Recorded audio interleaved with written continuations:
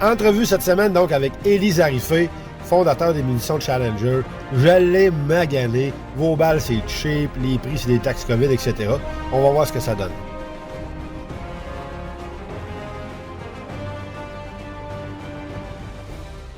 Zarifé, vous débarquez comment dans l'industrie des munitions? Comment vous partez d'où, là? Je pars d'origine libanaise, arrivé ici au Québec à l'âge de 13 ans. Et j'ai fait mon chemin. J'étais à l'école ici. Et j'ai vécu parmi les Canadiens français. C'est pour ça que mon anglais n'est pas très fameux.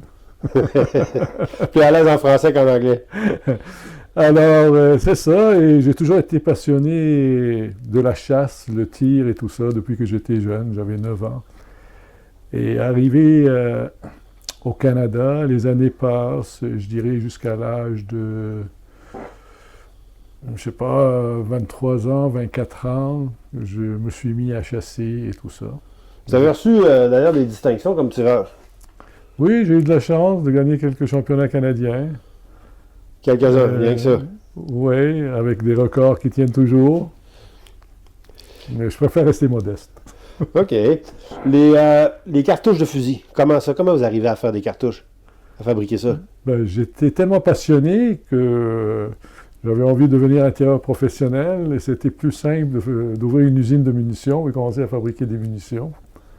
Alors, j'ai cru penser, en ayant une usine, je veux pouvoir aller dans le monde entier, tirer quand je veux, comme je veux. Comme un gars qui a un garage avec une voiture de course qui peut l'amener partout, mais en général, ils font faillite. Alors moi, j'ai décidé de travailler et j'ai eu de la chance. Mais je n'ai pas laissé tomber ma passion, j'ai continué à tirer. Encore aujourd'hui, vous pratiquez encore le tir? Oui, je pratique encore le tir. J'ai mon fils qui adore tirer et là, j'ai hâte que mes petits-enfants grandissent pour leur montrer ce beau sport que j'ai toujours aimé. Le nom Challenger, ça sort d'où, ça? Ben, Challenger, c'est suite à un ami, là, un grand monsieur, un très bon tireur, qui était moitié canadien, moitié américain, qui s'appelait Harry Wilsey. Il me déconseillait de partir une usine de munitions.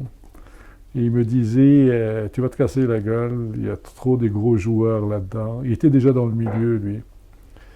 Et j'ai dit, il m'a dit, tu prends un grand défi, you are taking a big challenge. J'ai dit, hey Harry, on va l'appeler Challenger. Challenger, take the challenge. Et c'est parti comme ça.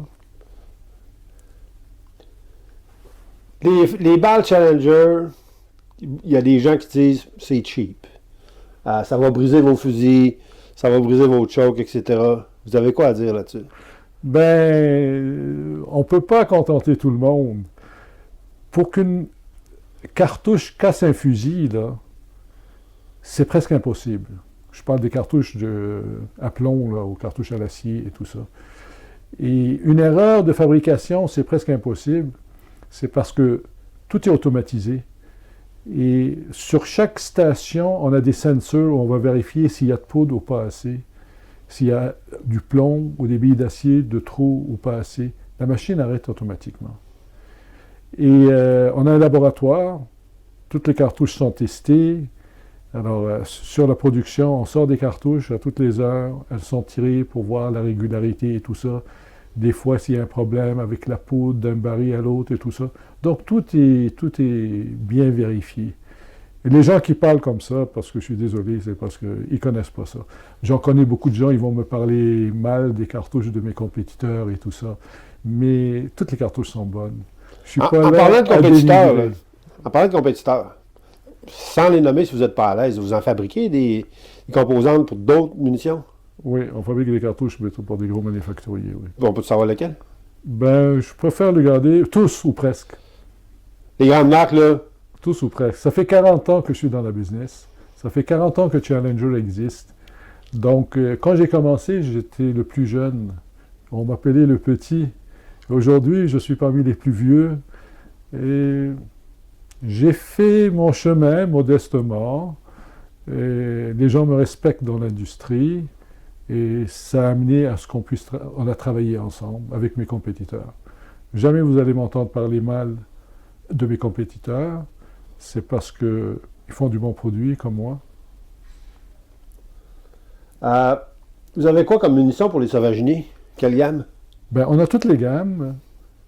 Au début, quand j'ai commencé à fabriquer des cartouches, la bille d'acier n'existait pas.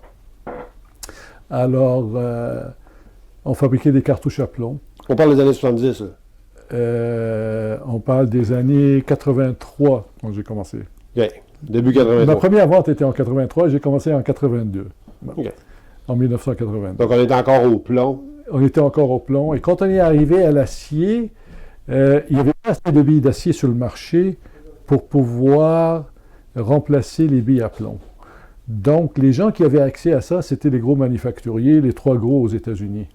Et moi, le manufacturier, c'était la compagnie Daisy qui fait les fusils à plomb. les fusils à plomb, là. Ils me disaient qu'ils étaient désolés, ils ne pouvaient pas m'en vendre parce que il n'y avait pas cette capacité.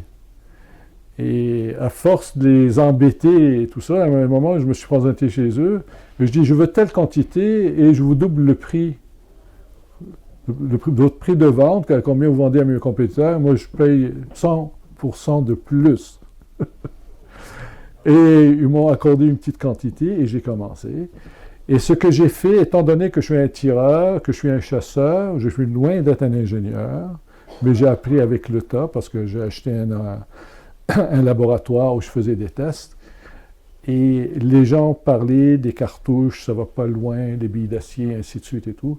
Et c'est pour ça que j'étais le premier à commencer à fabriquer des cartouches à 1550 pieds secondes. J'ai fait à 1450, les 2 pouces 3 quarts, 1550, les 3 pouces. Qu'est-ce qui fait qu'une cartouche va aller à 1550 plutôt qu'à 1300? Ou... Ben, c'est une combinaison de chargement, de poudre avec une bourre et respecter toujours la pression pour ne pas sauter un fusil et ainsi de suite. Et moi, j'étais un consommateur, je savais ce que je voulais, j'ai appris la balistique et je voulais faire quelque chose de différent. Moi, quand je fabriquais des cartouches à 1550 pieds secondes, au début, tous mes concurrents les fabriquaient à 1300, 1350. Et j'ai été copié quelques années plus tard par tous les manufacturiers. Alors, je vous donne un exemple. Au magasin de la Tulipe à Québec, alors qu'au début, j'allais faire... je passais certains temps derrière le comptoir pendant la saison de chasse avec les vendeurs et tout ça.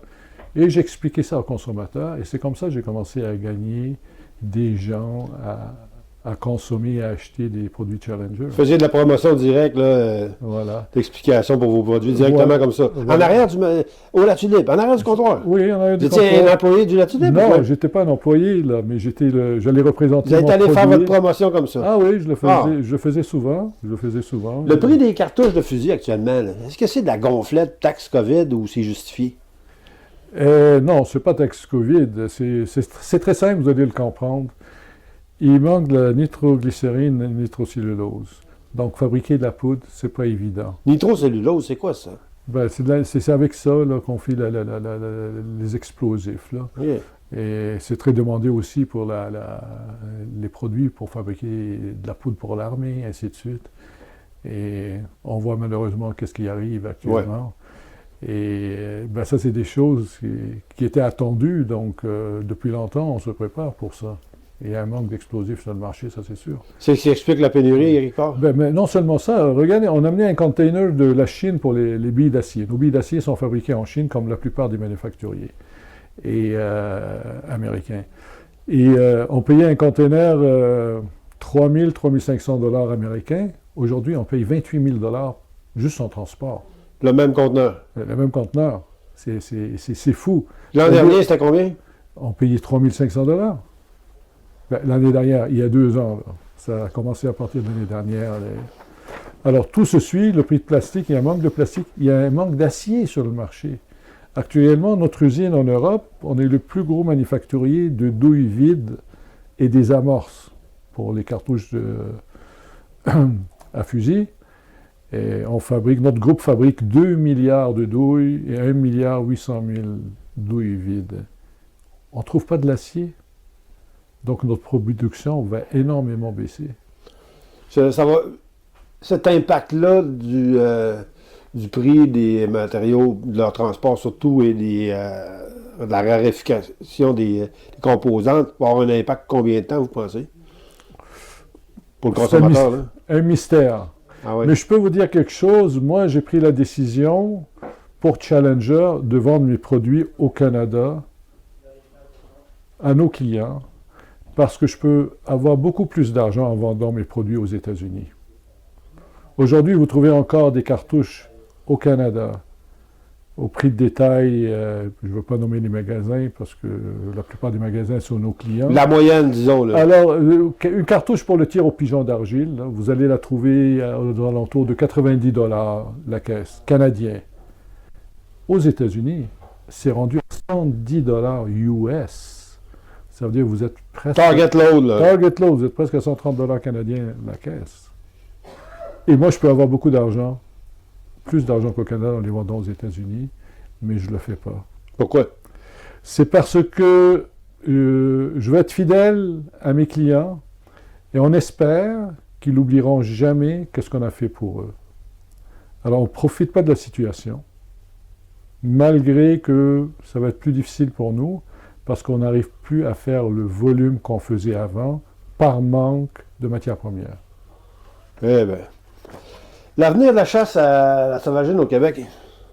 On a de plus en plus d'oiseaux.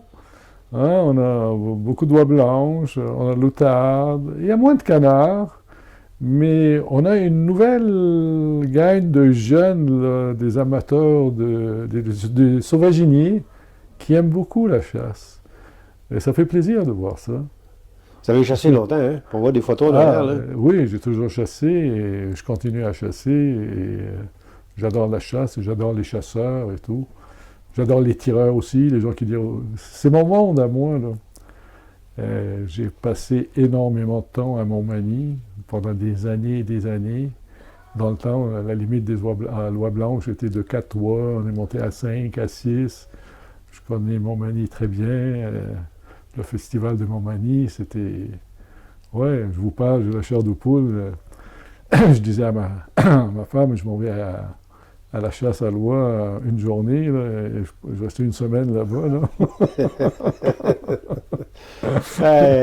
Merci beaucoup, M. Zarifé. Merci vraiment beaucoup. Vous êtes très généreux. Ben, ça m'a fait plaisir. Et j'aime ça encourager des gens qui aiment la chasse. Merci. La sauvagine, c'est extraordinaire pour moi.